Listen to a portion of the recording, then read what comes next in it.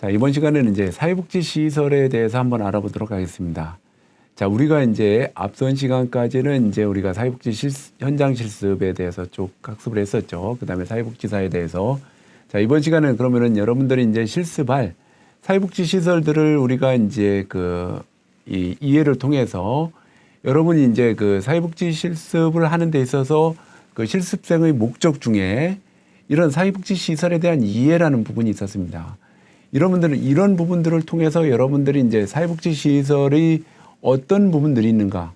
자, 지금까지 여러분들이 사회복지에 대해서 접해보지 않으셨기 때문에 자, 이제 사회복지에 대해서 여러분들이 이제 어떤 시설이 있는가. 내가 그러면 어떤 시설에서 내가 한번 실습을 해볼까. 또는 저런 시설이 있는데 우리 지역에는 저런 게 있는가. 한번 이렇게 우리가 한번 같이 학습해 보도록 하겠습니다. 자, 먼저 이제 사회복지 시설의 개요입니다. 먼저 법률적 정의를 보도록 하겠습니다. 자, 이거는 사회복지사업법 2조에 따라서요. 사회복지 사업을 행할 목적으로 설치된 시설을 말합니다. 자, 우리가 사회복지 사업에 대해서는 앞선 시간에 우리가 학습을 했습니다. 사회복지 사업이 뭐라고 했습니까? 사회복지 사업은 사회복지사업법 제2조 1호에 관련된 법률에 따른 그 관련된 사업이나 또는 관련된 사업을 함으로 해서 거기에 따른 사업을 하는 것을 우리가 사회복지 사업이라고 했어요. 그래서 사회복지 사업법에서는 사회복지 시설이라는 건 뭐냐면은 사회복지 사업법 제2조 1호에 따른 각 사회복지 관련 법률에 따른 사회복지 사업을 행할 목적으로 설치된 시설을 말합니다.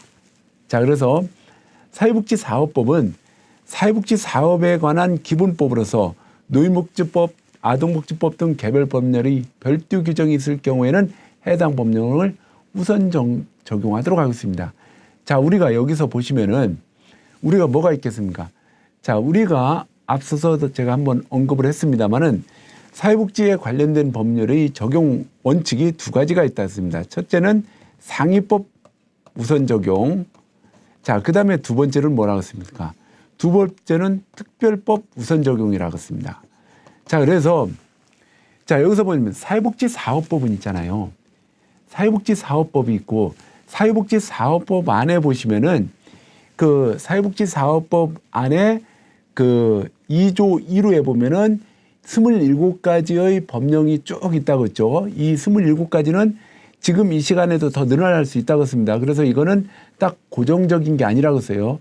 변동 가능하다고 했죠. 더 늘어날 수도 있기 때문에.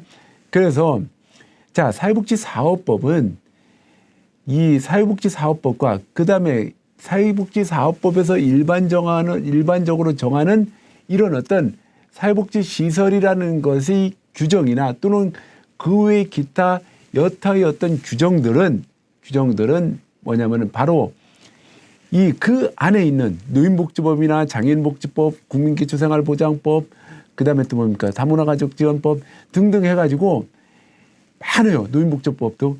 이런 법률에서 별도로 시설에 대한 정의를 하고 있으면 그게 우선 적용된다는 얘기입니다.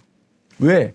사회복지사업법인 노인복지법, 아동복지법, 장애인복지법, 기타 등등 이런 법률들은 자, 이런 개별 법률들은 이 사회복지사업법보다 이 적용 범위가 더 좁아요. 그럼 뭡니까? 이게 특별법이 되는 거야.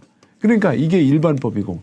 그러니까 뭡니까? 특별법 우선 적용에 있어서 원칙에 의해서 바로 이 노인복지법이나 장애인복지법, 아동복지법 등등 이런 어떤 법률들이 사회복지사업법에서 정하는 것보다 이게 우선 적용된다는 거죠.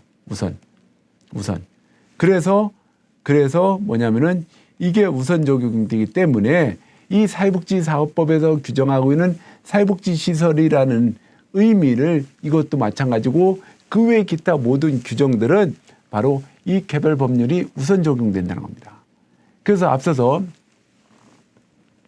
여러분들은 이제 이 사회복지 재무회계 규칙이라든지 이런 것들 같은 경우도 사회복지에 관련된 시설들 다 적용이 돼요. 그런데 영유아 보육법에 의한 어린이집 같은 경우 이 재무회계 규칙을 또 별도로 또 적용하지 않는